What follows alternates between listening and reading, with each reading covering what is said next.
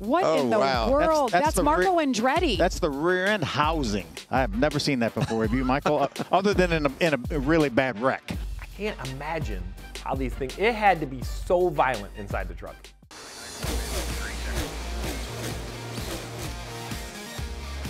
Welcome to another episode of NASCAR Inside the Race, presented by Consumer Cellular. NASCAR headed down to the Circuit of the Americas for the first road course race of the year. William Byron's second win of the year. How impressed were you with the 24? Just an awesome weekend. They put everything together. Won on Saturday, won the pole, and executed. They put together 3 9 and 10-second pit stops. Really, I thought, controlled the race all day long. Controlled the race, and in the end, I think that was the only question is, was it 2 stops or 3 stops going to win the day between Christopher Bell and William Byron? So if we look at the day in general, let's just take a pause right here. Let's go through pit stops, right? The green line, the 24. He stops, not surprising, right before the end of stage 1, right before the end of stage 2, and a clean green flag pit stop in stage 3. The opposite, Christopher Bell runs through stage 1, 1 stop, and in the middle of stage 3 for 2 stops. Give me the positives of a 2-stop strategy. Well, the positives are you limit how much time you've got on pit road. I think if you look at total time lost, you're going to have a little longer pit stop because by doing a 2-stop, you're going to be out of gas both times you come. So you need more gas than you could put with fuel. If you look at a pit stop where we've gotten to today with a 10-second 4-tire stop, you can probably get 14 gallons of fuel in it. These cars hold 20 to 21 gallons. You're going to have another 6 to 7 gallons. That's probably 3 to 4 seconds of fuel that you're going to be waiting on by doing a 2-stop. But you haven't had to run all the way down pit road at pit road speed. So net, your time on pit road is less with a 2-stop. What I also like about a 2-stop strategy is the end of stage 1. Right? Christopher Bell doesn't pit before the end of stage 1. He scores a playoff point. He scores all of those other points. I actually didn't connect the dots that 2 stops was going to be as competitive as it was. I didn't think it would work. I thought 3 stops were obvious the way track position works. It wasn't the case. Really, Bell had a chance except for this area right here. Pit stop 1, 19 seconds, killed the 20 car. Yeah, the first pit stop. If you looked at it at the end, there was a 10-second stop versus a 13-second stop. People look at that. That's all explainable. We'll get to that later. But this stop here cost him probably 6 seconds on the racetrack. More importantly, 5 positions got by him. So what went wrong? Clean right side as we come around. Before we get into what went wrong, let's talk about how it's supposed to work. The fuel can, let's focus on the connection, the dry brake, and how it works. Now, if we take this aluminum structure here, let's just break it out here. It's a big circle. It's looking at like the end of the dry brake. Yeah, if you're looking at the end of it, and there's a circle inside of it. So what happens is the fuel is actually in this center. That's where the fuel flows through into the fuel cell. And the outside is the air vent where the air comes back out of the fuel cell, what used to be the catch can, and that air will end up coming back up through the tube into the can. All right, so if you clear that out, fuel in the Sunoco, pretty easy to understand, down into the trunk. And then air is coming around the outside of this, comes out, up through this clear tube, and back into the top of the can. Makes it a very efficient way for the fuel to flow through, air to replace it. So the other thing to remind everybody is it takes 2 fuel cans. There isn't a catch can man holding the second can. You have to go back and get it. The exchange between the two, you think 2.5 seconds is a good one? I think 2 seconds is your target. NASCAR regulates this can. They can only put 12 gallons of fuel in it. 90-something pounds. I don't want it any bigger. Well, it's like, yeah, it's upper 90s, almost teetered on 100 pounds. It's all you can do. Back in the day, there were some guys that had 13 and a half gallon cans, but so you have to get the second can. Already a little behind. You see him lean back, giving the changer space. But here's where I want to focus on. Let's talk about that exchange. Leaves the car. We're going to put our clock in. We're looking for 2.5 seconds. A little fumble, hits the side of the dry brake, finally gets plugged in. And you see it right here, right? 4.1. So that right there is 4 seconds where no fuel is being put in the car. We expect it to be 2.5. So that is already a net 1.5 second loss. Yeah, definitely a loss here. There was a loss in the first can. Just seemed like he was plugged in longer than what I would have expected. But really, this whole exchange, it's not just a fueler. It's behind the wall. It's everything. And you pointed out an issue that you saw here. Yeah, so let's take a look. This is the second can that's going in, right? He's going to try to take a grab right here, just like he holds his first can. So if I play this forward, you're going to see this gas man come back, slow motion reach, and misses. I mean, misses with his left hand. Completely misses the dump can. And what makes it so impressive is as I go forward, he's holding this with one hand. He finally gets the second hand. I'd have dropped the can. Nearly 100 pounds is going to the concrete. But what it does is gets his angle off. So as he goes forward, watch this plug in. It's low, gets too much angle in it, and then by the time it gets to here, Now, we're at the point. Remember, I talked about those two circles, right? You've got the center circle that has fuel in it. You've got the outside that the air is coming in. We see that there's fuel coming out of this right now, which means the fuel is coming past that air area, and it's plugging up the air. It's actually making a challenge out of this. Well, it's making another issue as well, because I'm going to show the vent line specifically.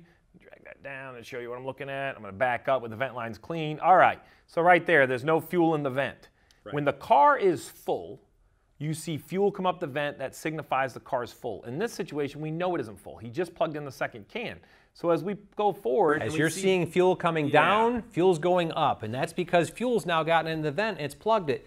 Remember, this was supposed to be air. Yes. Right? That was supposed to be clean and be air, but instead it has fuel in it. And this to me is a 2-liter bottle of Coke that you just turned upside down and it's going blub, blub, blub.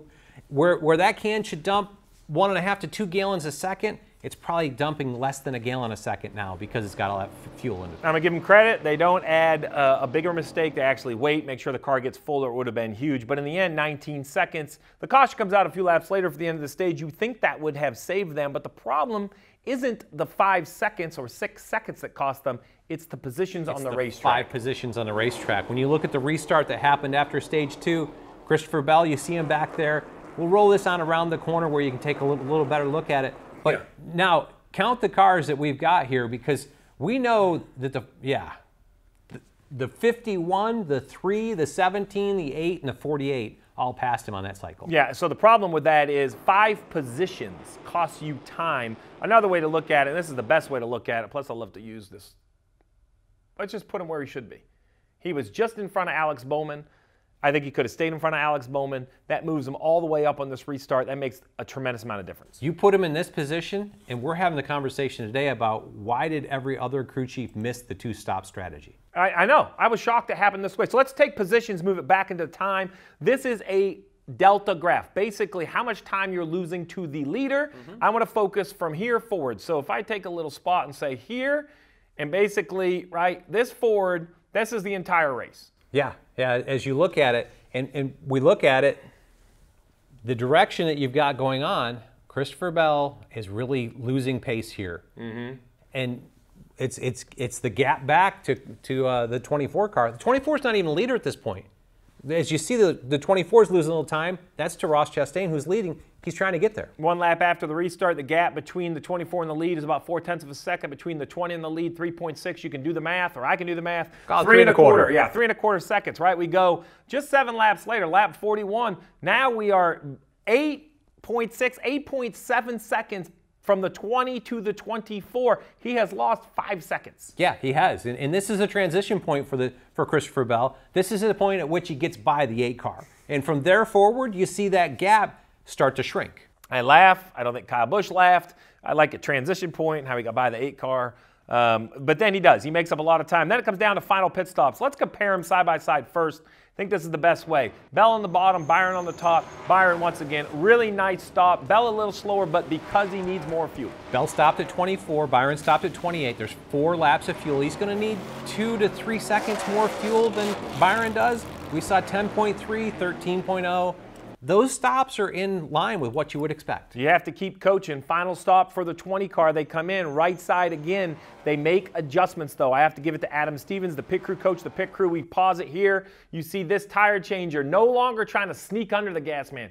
He just puts the brakes on. He says, I know gas is most important, so he waits and gives the gas man a little bit more space. Yeah, definitely does. And as you play this forward, exchange is much cleaner here. Oh yeah, goes back to the wall, gets it. That's now just barely over 2 seconds. That's a big improvement.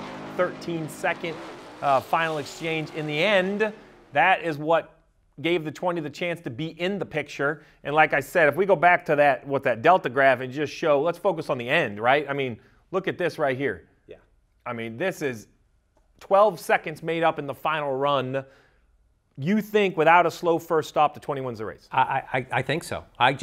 I understand that we could always say that William Byron might have been saving something. His post-race interviews didn't tell me he was, and I don't think he was saving 5-6 seconds. If we eliminate that 5.25 seconds that he stacked himself behind at this point right here, where he got by the 8 car, I think it's a heck of a race. Why does the win matter? I got a stat for you. In the last 10 years, The first driver to 2 wins has made the championship 9 times. Another news story out of COTA, Justin Haley disqualified post-race for being too light. Let's talk about the procedure.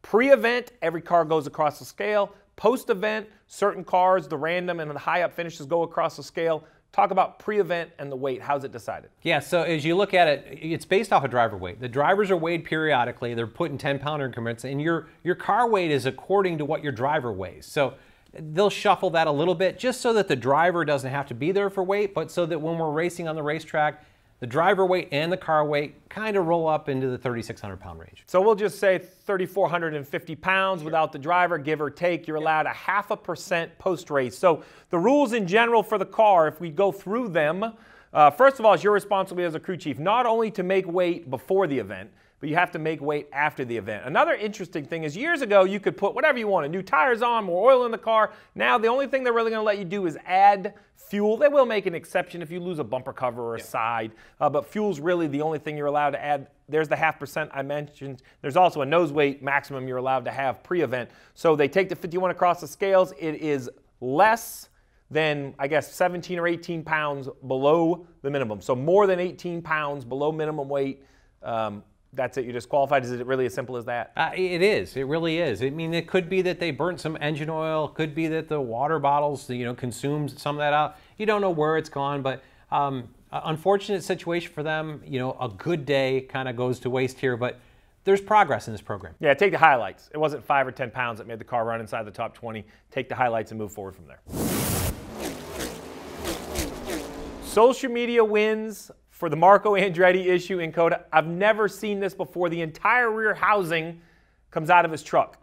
Have you ever seen this? No, not in a racing situation. I mean, those barrel flips at Daytona Speedway races, maybe, but not intact like this rolling across the ground. All right, so I was trying to come up with a conception of why this happened. This is what I believe.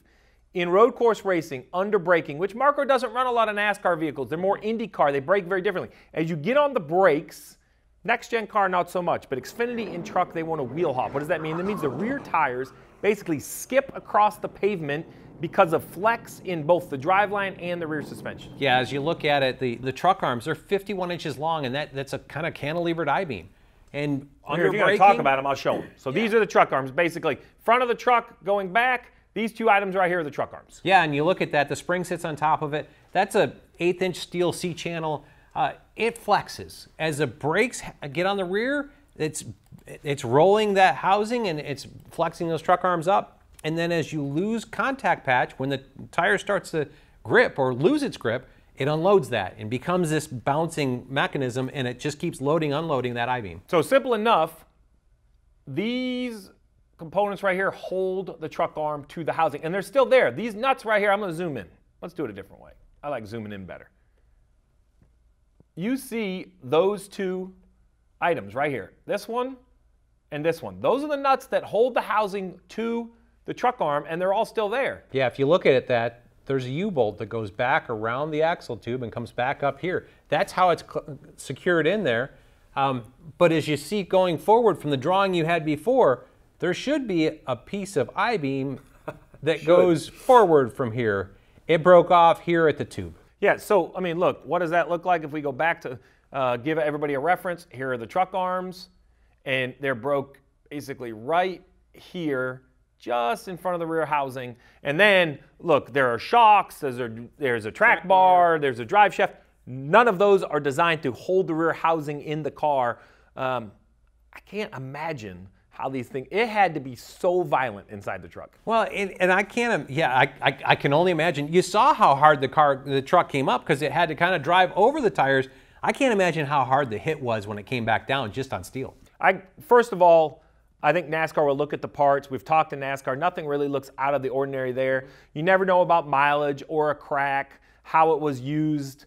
It's going to be interesting to see what the trucks team says moving into the future. And you talked about it. The next-gen car, now that we've gone to independent rear suspension with an upper and a lower control arm, you don't have this phenomenon where you wrap up and unwrap the suspension. So they just skid the tires now when they get to that. IndyCar is much the same way. If you look at Marco's history, he's never driven something that has this kind of style of suspension, probably didn't understand what the wheel hop was and how to work around that. Well, now we head to Richmond, another short track. I don't think wheel hop will be an issue, but braking still a concern, and strategy will be a big topic of conversation. Definitely a place that lap times will fall off. We'll see that last stage, whether it becomes a single stop, a two-stop. All the strategies play out there and how it plays forward. It'll be interesting to watch. Well, it's a full weekend of racing. Modifieds are on track, the Xfinity cars on Saturday, and then it's the Cup cars at Richmond Easter Sunday under the lights, 7 p.m. on Fox. Tune in.